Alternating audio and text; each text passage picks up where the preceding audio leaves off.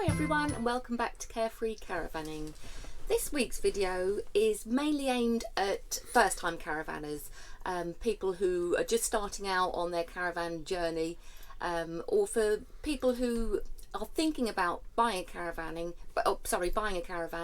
and they're just a little bit unsure, a little bit nervous about what to expect. Yeah, I think we've had so many people, quite a few people have contacted us and asked us, said they're new to, or they're thinking about getting into caravanning, and really, as Michelle said, just unsure of it and a bit nervous. So, can we give them any information? And we do.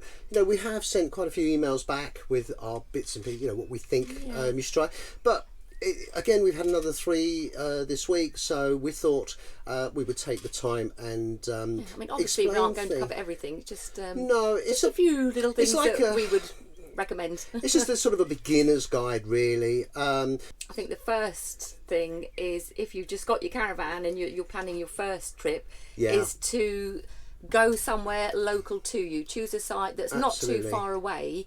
Then if anything does go wrong, you forget anything, you haven't got far to go to whip back home and get whatever it is you need. And also, if you've forgotten to buy something, you know the local area, so you'll know where the shops are. If you're fortunate enough and you can park your caravan on your drive, for example, or you're going to store your caravan on your drive, you know what, just hook it up, get everything going on it, set the electrics up, set the water up, and live in it for a few days. You can cheat. Weekend. You can cheat and go to the loo or have a shower in the house. That's fine, but it's about you getting comfortable, and as many people say, pushing buttons on your new caravan, familiarising yourself with your caravan. Yeah, and you'll find that there will be things, even if you sit down and make a whole list of everything you need. I guarantee you. It always happens that you'll forget something. We still do.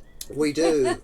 And now, we are only novices. This is our 4th season of caravanning. We're not experts, so by any means. But no, we're not. We're just sharing our journey with you. That's right. All we're doing is just sharing our experiences with you. And if it helps you guys along the way, then that's a big tick and a thumbs up. Absolutely. Right. So, very boring part, DIY wise. It's really imperative that you carry a flat screwdriver and a small Phillips. Now, if you can get the stubby ones, that's the best, because a lot of things in the cupboards and screws that you may need to tighten up are going to be quite hard to access. So if just the small stubby screwdrivers,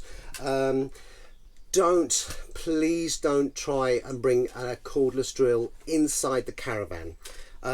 Many people, will do tips and tricks on how to fit things in caravans, and they use cordless drills. The caravan wood is not the strongest, and a cordless drill can just be a little bit too. It's too powerful. So anything you're going to screws you're going to be using. Yeah, and screws do tend to come loose.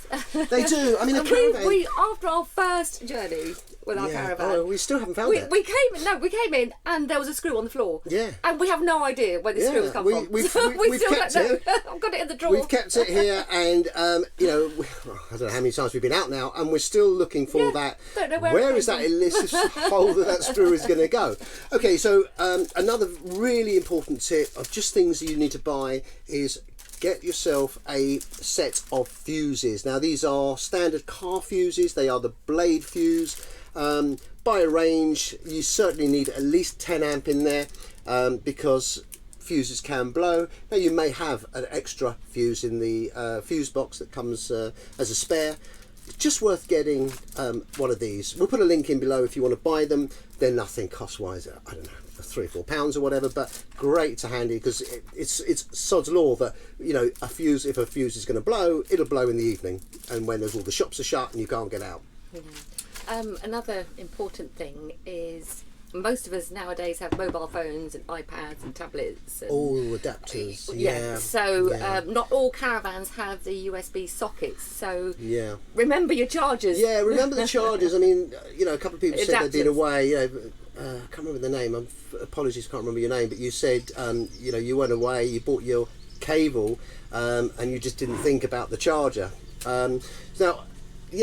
Get yourself some chargers. Even a spare charger to keep in the caravan is always worth having. And so let's move on. one thing, if you are going to bring your own television, it's really important. I know I've forgotten it, and I know many people, fellow caravanners have forgotten it, is you don't forget to bring the lead, the RF lead, the aerial lead that goes from the back of the telly and plugs into the Caravan. It's basically it's a female on the Caravan, so you need the male RF connector that goes from the back of the TV into the Caravan. And the fridge. When you arrive on site, obviously you're going to plug in the electricity and put the fridge on and whack it right up to high. It's a good idea. Now, a lot of other caravanners may say, no, it's not, or whatever, but certainly in our case, we found that if you leave it on high after about 2 days, or certainly a day and a half, is the fridge will just get colder and colder and colder, and it can actually freeze your products in there. So what we tend to do is after the first day of it's being charged on electricity, we then just turn it right down to about halfway. And that way it stops things from freezing, but it still keeps the ice iced and makes ice as well. Another thing with the freezer is sometimes if you've been away for quite a few days, you can get a little build-up of ice on the grill just here. So what I normally do is get a few sheets of kitchen towel and just lay them down in there, and then by the time you've got to home or your storage yard, the ice is normally melted, and then you can just give it a wipe over and get it dry, and that'll be fine. Also, don't leave your door closed when you're in storage. Just wedge something in there, some cloth or something. Sorry, just to wedge it open, and then that will stop any odours or any mould or anything like that developing in your fridge. Another thing I wanted to tell you was all your cupboards and drawers and lockers. Go through them, make sure that you've taken everything out, because you know if you stored quite a way away, you know it's not easy to go back and get them. So always check that you've removed everything. Do it 3 times, and also make sure they're all locked, all your drawers and cupboards. So you just lock them like that. If you don't, when you're travelling along, these drawers can fly open, and not a good idea. Last thing, microwave. Never travel with your plate in the microwave. Always take it out, and you can literally just wedge it in between the cushions there. That's not going anywhere, and it won't be rattling around in the microwave. Now, when we are in storage, we generally have the blinds closed. That's a personal preference, really. Some people say you should, some people say you shouldn't, but we keep them closed because we don't want people peering into our caravan. When you are driving, when you're travelling along and towing, always leave the blinds open, because if you have them closed when you're driving along, it can affect the tension and make a problem. So always leave it open. Bedding. A lot of caravans have a side bed or a fixed bed, and they will have a curved edge. This has got 2 curved edges, and side bed obviously has 1 curved edge. You don't need to get specially made sheets to fit. A standard double-sized sheet will fit, and you basically just tuck the surplus under the mattress, and that will do absolutely fine. Okay, moving on through to the washroom. Oh, this door, always make sure it's locked when you are travelling, because you don't want that flapping around. And also the shower door.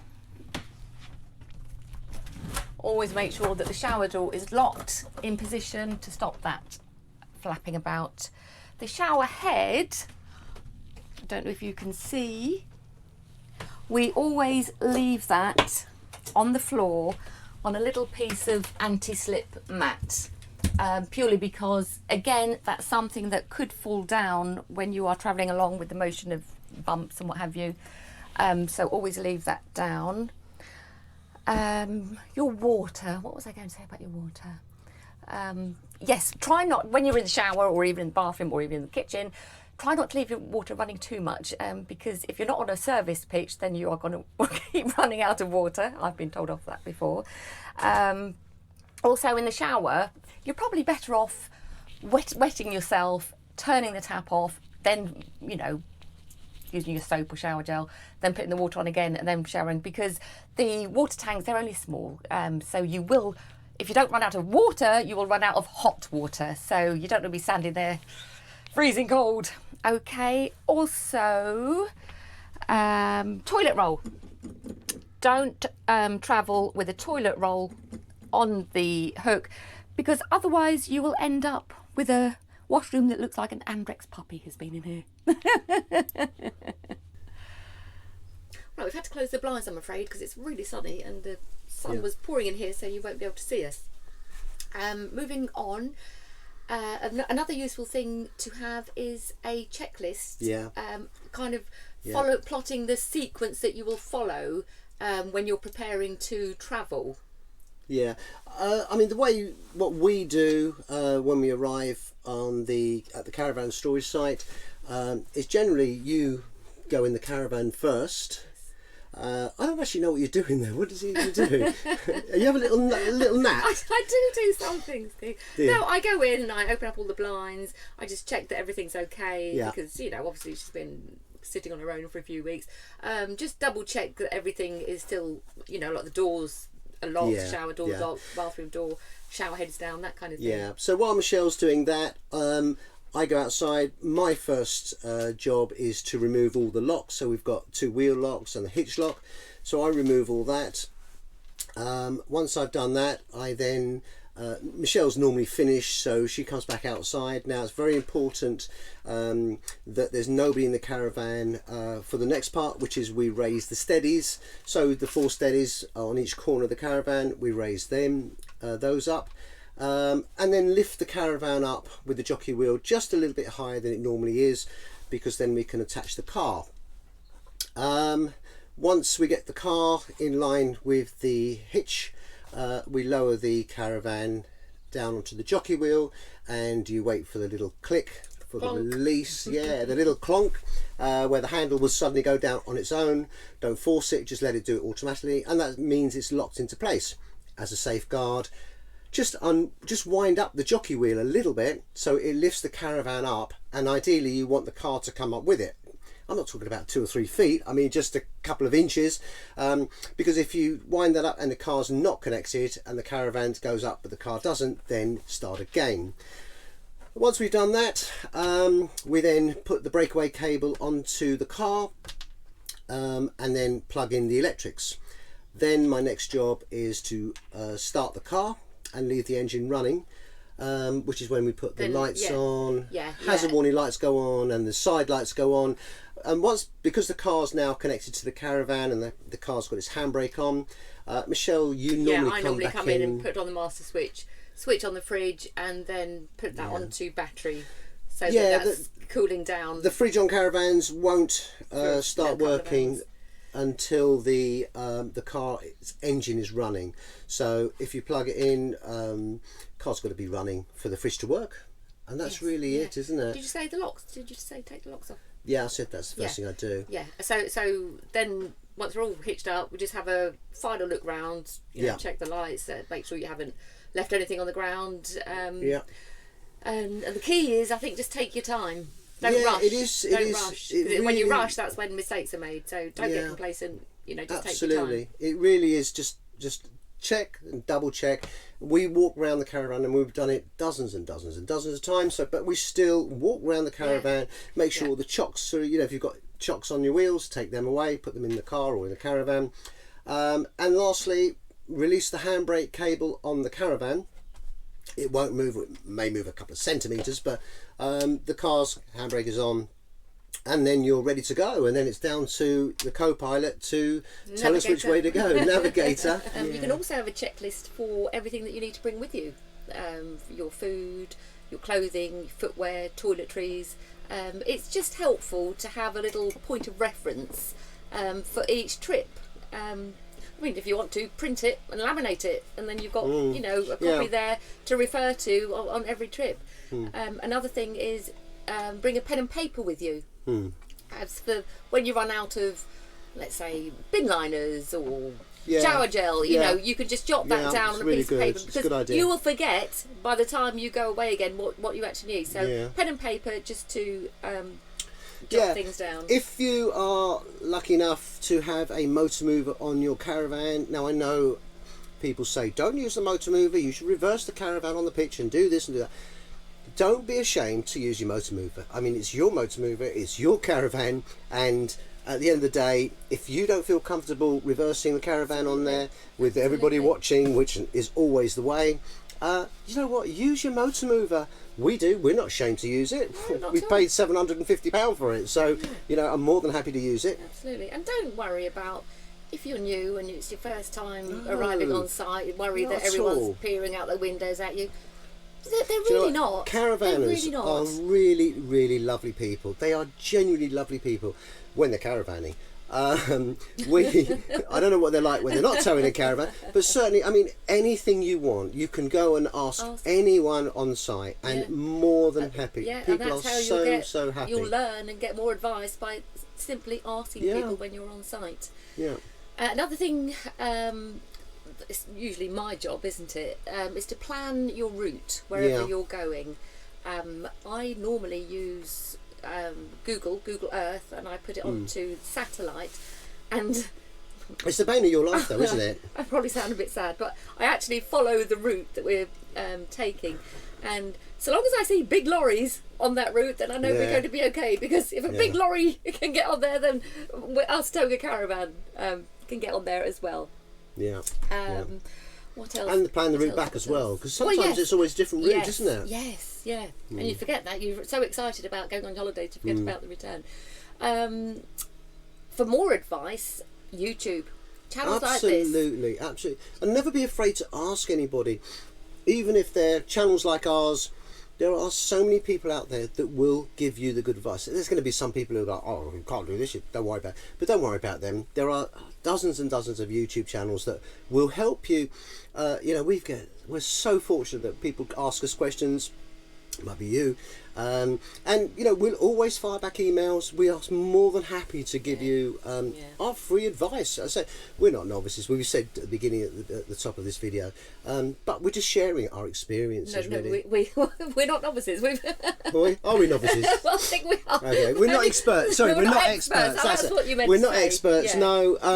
And you know what? Just enjoy it. No rush. Just enjoy it. And just have, you know, it's about relaxing, and it's about having a great time. It's a carefree experience. It really is. It really is a carefree experience. Now, finally, can I just say, if any of you experienced caravanners are watching and you've got tips and advice that you would like to add to this, because we probably have covered hardly anything, and you watching will know a lot more, so please write a comment in the box, and then everybody else can see it and learn from it, and it'll be useful for them. Share it, absolutely. I mean, that's the idea of this community of ours, as caravanning community, is that we're not in competition, we're all just giving you our advice and tips, so share them. You know, hopefully if you said, try this, try that, brilliant. Okay, I think that's it for this week. That's about it. Thank you for watching. Hope you found it helpful.